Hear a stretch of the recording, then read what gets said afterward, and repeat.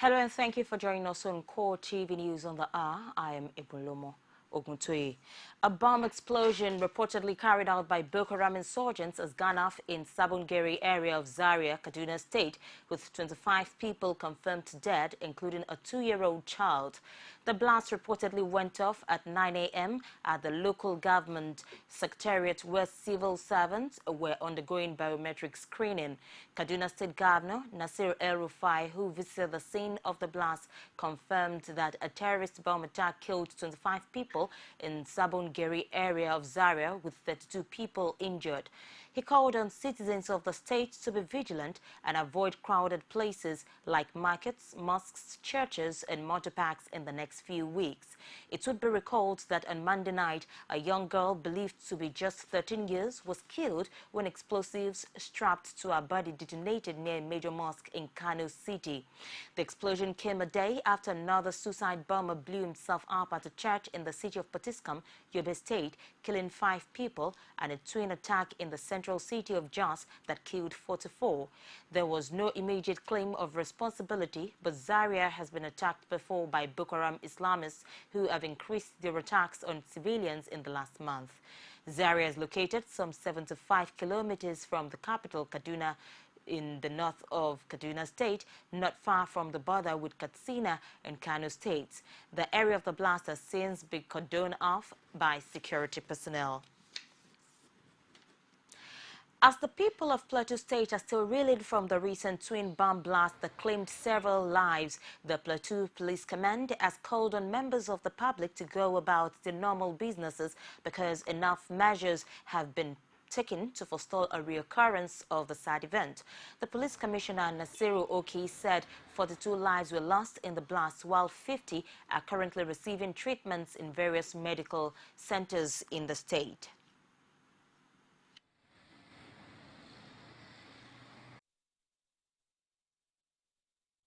42 died by our records, and 50 are injured, presently receiving treatment in the hospitals.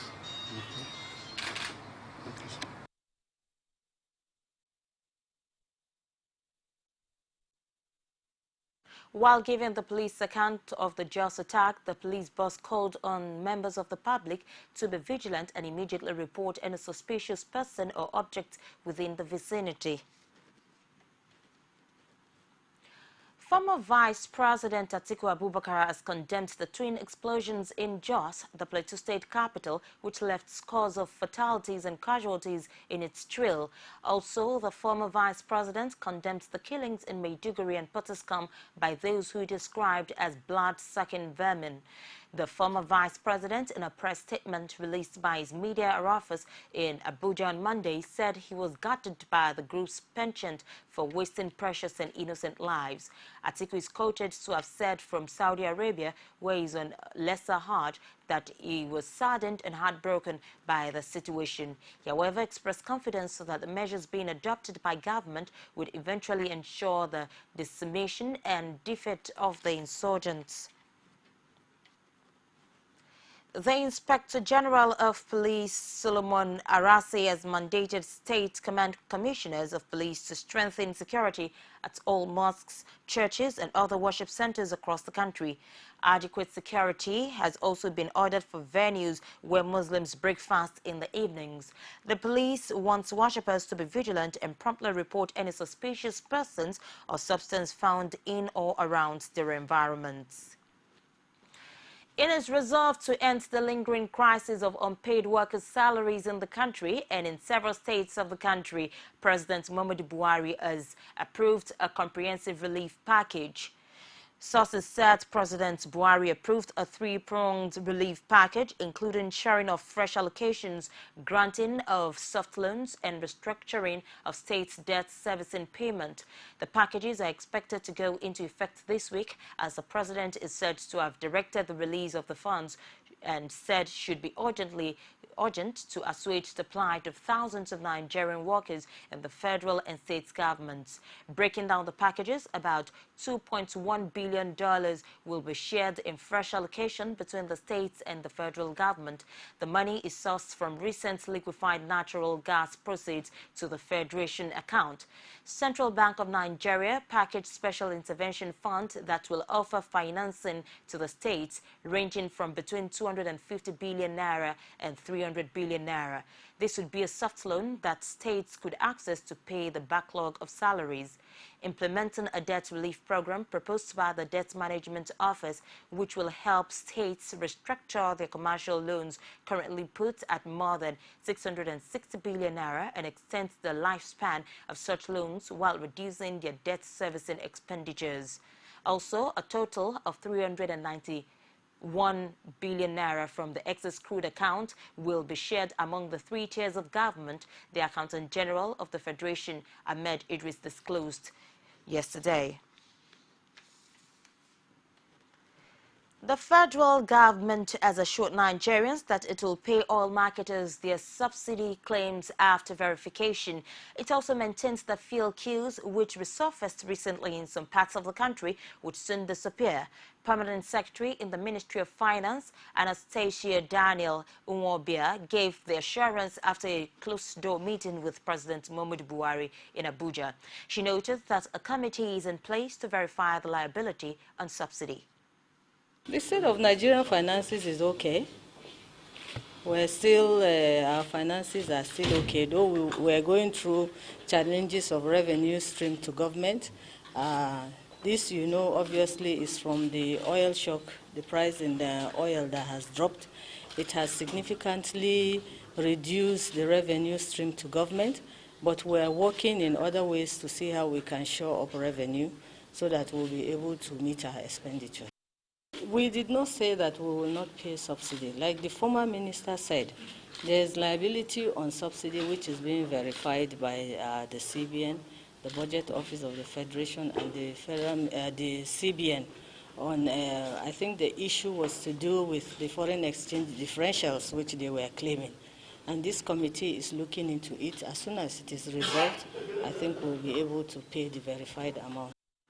A team of police detectives was at the National Assembly to investigate allegations of forgery leveled against Deputy Senate President Ike Ekweremadu.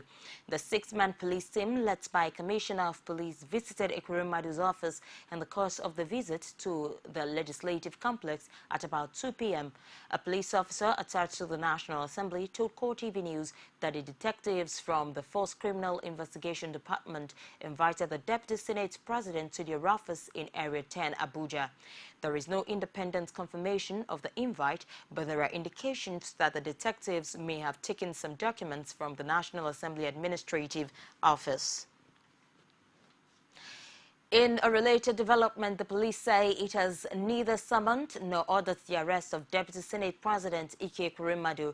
It, however, confirmed that it has launched an investigation into allegations by an unnamed senator that Senator Ekweremadu tampered with the Senate rule book. Deputy Force Public Relations Officer Bayomi Shogunle told CoreTV News that a letter has since been written to the clerk of the National Assembly to schedule a meeting with police investigators for further clarifications on the matter. The Nigerian Police Force received a petition from one of the distinguished senators, which allegations regarding unauthorized substitution of Senate documents. At no point did the Nigerian Police Force summon the Deputy Senate President. There was no time the Nigerian Police Force planned to arrest any senator. Deputy Senate President Ike Ekweremadu is insisting that he would not succumb to intimidation or harassment in the course of discharging his duties in the National Assembly. He also maintains that everything is being done to preserve the independence of the legislature. Senator Ekweremadu said this in his first public reaction to allegations that he forged the Senate rules. He also added in a statement issued by his media raid Uche Anichukwu that his life and liberty are being threatened by desperate politicians. The Deputy Senate President, however, noted that steps are being taken by the security agencies to beef up security around him. It's the Core TV News on the hour. Take a break and return with more reports. Please stay with us. As news breaks, people don't let events pass without giving their comment or reactions. When the problem arises in society, these are the people that will be consulted. To cleanse the corruption in society, we are not to provide information for good life and also security of life and property in this country. The academic society have the loudest voice on this platform. Whether you call it a sovereign national conference or a national conference, it's about the people of Nigeria. There should be a change in power. In any way they can do it. I think there's a script already. Every Tuesday at 8:45 p.m. on this station. From the Ivory Tower, a must-watch for the learning minds. Many thanks for being there with us, and for more on Core TV News, you can visit our social media platforms. On Facebook, it's facebook.com/Core TV News. Our Twitter handle, Core TV News NG. For videos on YouTube, youtube.com/Core TV, leave a space, then news. Acting chairman of the Independent National Commission, Amina Bala Zakari, has approved the reconstitution of 14 standing committees. This was contained in a memo issued on Monday and signed by the secretary to the commission, Augusta Ogaku. Each of the 5 national commissioners is heading at least 2 committees, with the INEC chairman herself heading committees on information technology and voter registry, finance and general purpose and security. Ogaku said in a memo that the committees are expected to commence operation from July 1st, 2015. Governors of Southeast states comprising Abia, Anambra, Ebonyi, Enugu and Imo have converged on Owerri, the Imo state capital, with a view to work harmoniously for the common interests of the people of the zone, irrespective of the difference in party affiliations. Ajibade Awofesa was there and filed in this report. Southeast governors more than ever set to work together. The governors of Abia, Anambra, Ebonyi, Enugu and Imo at a forum have agreed to put heads together for the progress of the region. The host governor, Rochas Okorocha, speaking on behalf of his counterparts at the end of a 3-hour closed-door meeting, disclosed all that the forum resolved on. I have resolved to work together as governors from the Southeast Zone. And we have agreed to still hold Enugu as our zonal headquarters, where all our activities and meetings will take place from now henceforth. I want to appeal to all Igbos to support the return to Enugu as the headquarters of the Southeast. The governor of Enugu definitely has assured us that he's ready to play the host because Enugu remains our capital for the Southeast. The forum also agreed to work together in combating insecurity in the entire Southeast region. And the Governors Forum Secretariat will be established in Enugu, the Southeast. We have also looked at the issue of security as it affects our people of the Southeast, and we have resolved again to work together to fight crime, especially that of kidnapping, courtesy, baby factory, and so many of these criminal activities that is common in the Southeast. So we have resolved to work together, and very soon we shall be inviting all our security chiefs to work together to make sure we end crime and then look into our borders. Although Governor Willie Obiano of Anambra State was absent at the meeting, issues bordering his state was top on the agenda. The forum also called on the federal government to take a rethink on the Boko Haram detainees recently moved to the region. Ajibade Awofesa, Core TV News, Owerri. Kaduna State Governor Nasir El-Rufai has debunked claims by his predecessor Mukhtar Yero that he left behind 8 billion naira in the state's treasury. The governor was reacting to claim by the former deputy governor Nuhu Bajoga at a reception organized for him by the Southern Kaduna's People's Democratic Party penultimate Saturday that the immediate past administration in the state left 8 billion naira for the current All Progressives Congress administration. Speaking through his special assistant on media and publicity, Samuel Arua, the governor said the Yero's government left behind 8 billion naira counterpart fund and not working money capital as claimed by Bajoga. El-Rufai spokesman stated this at a press conference held at the Kashim Ibrahim House, Kaduna, on Sunday. Kaduna State's Governor Nasir El-Rufai has sworn in 11 political appointees. The newly sworn-in political appointees include 2 women who would be occupying the office of Head of Service and Chief of Staff. Speaking at the ceremony, the governor said they got the job on merit and urged them to live up to expectation.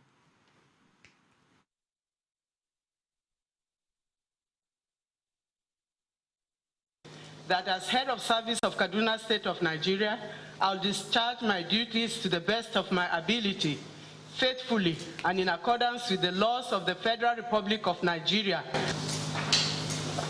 I, Aziza Bala Usman, do solemnly swear that I will be faithful and bear true allegiance to the Federal Republic of Nigeria, that as Chief of Staff of Kaduna State of Nigeria, I will discharge my duties to the best of my ability, faithfully and in accordance with the laws of the Federal Republic. Right, for due discharge of my duties. I would like to remind you of your oath of office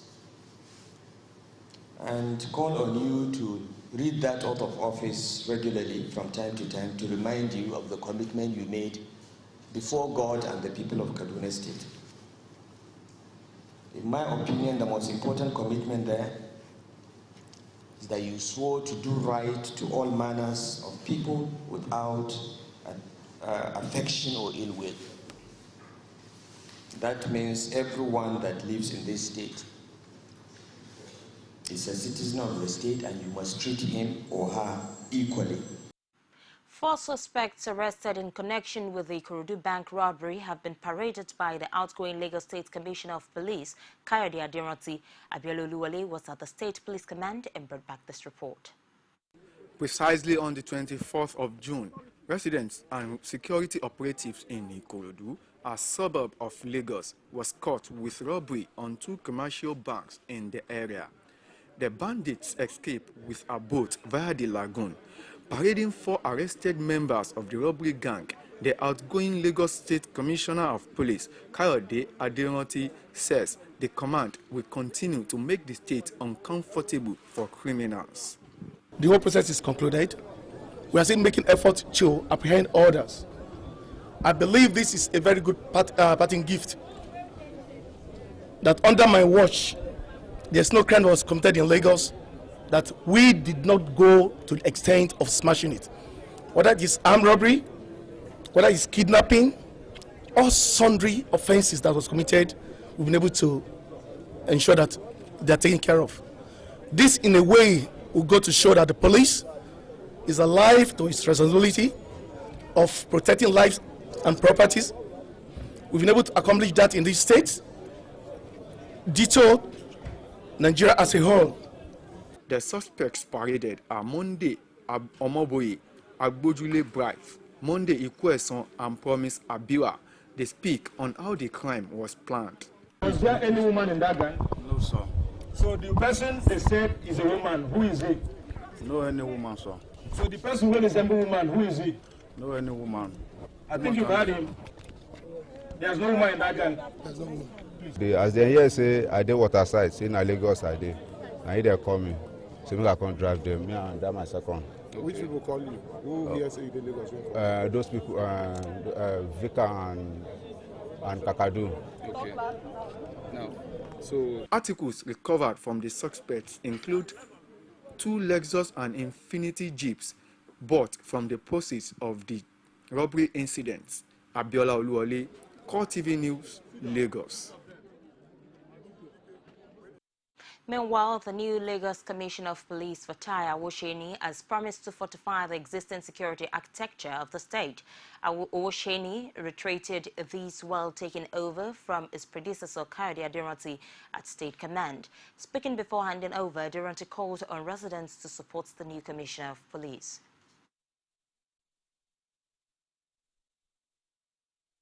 The same thing that you accorded during my short stay. Just a continuation of the good work that CP Aderanti has done. We hope to continue.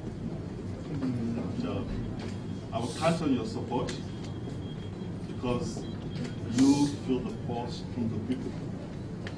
We went to listen to you. You are within the community, and of course, your input into how we strategize policing Lagos State is very, very vital. Plateau State Ministry of Health on Monday disclosed that 167 cases of cholera had been recorded, with 8 deaths since May 2015 in 2 local government areas of the state. Ibrahim Guntur, the Director of Primary Health Care and Disease Control, made the disclosure in an interview with newsmen in Jos. Guntur said 134 cases and 6 deaths were recorded in Jos North, while Jos South had 33 cases with 2 deaths. The ministry had put measures in place to contain the incidents and to reduce deaths, adding that cases of cholera outbreaks were usually rampant between March and September. The director also advised them to wash their fruits with salt water or vinegar and imbibe the culture of washing hands with soap or ash. They must also keep their toilets or latrines and the environment clean and avoid open defecation, Guntur added. And now outside Nigeria, Greece banks seems to be running out of cash as Prime Minister Alexis Tsipras prepares to take his latest bailout proposal to the country's Eurozone creditors days after Greek voters overwhelmingly rejected their latest bailout offer. Officials have announced that the banks would remain closed until Thursday as the European Central Bank slowly tightened a noose on its funding. The daily withdrawal limits were to remain unchanged at €60 per account daily. Greek banks are now operating under siege, with one major Athens bank only able to keep its ATMs open on Monday after 2 major companies deposited their payrolls in cash. The ECB has maintained its emergency liquidity lifeline for Greek banks. However, it raised charges on collateral the banks required to present for funds, effectively devaluing the bank's assets and making them less able to borrow against their collateral. And now on sports, 5-weight world champion Floyd Mayweather has officially been stripped of the WBO welterweight belt won from Manny Pacquiao in May. The 38-year-old failed to pay the WBO $200,000 sanctioning fee by the 3rd of July deadline. Mayweather had been expected to relinquish the title by now after defeating Pacquiao to give younger fighters the chance to win belts. The WBO World Championship Committee says it is allowed no longer other alternative but to cease to recognize Floyd Mayweather as the WBO welterweight champion of the world. Fellow American Timothy Bradley will now become the full belt holder. However, Mayweather will earn over $200 million from the fight, which generated a record pay-per-view revenue in the United States of $400 million, has 2 weeks to launch an appeal. Defending champion Novak Djokovic fought back from 2 sets down to level his match against Kevin Anderson before bad light stopped play at Wimbledon. The world #1 and top seed looked in trouble on court as the Big Seven South African took the first 2 sets of the 4th round tie, but Djokovic fought back to level 6-7, 8-6, 6-7, 8-6, 6-1, 6-4 after 3 hours and 4 minutes. Play stopped at 21-03 and will resume for the deciding set on Tuesday. Djokovic, 28, was keen to play on but must return to try to complete his comeback on same court at 13-0-0. And that's it on the news for this hour. Many thanks for watching. I am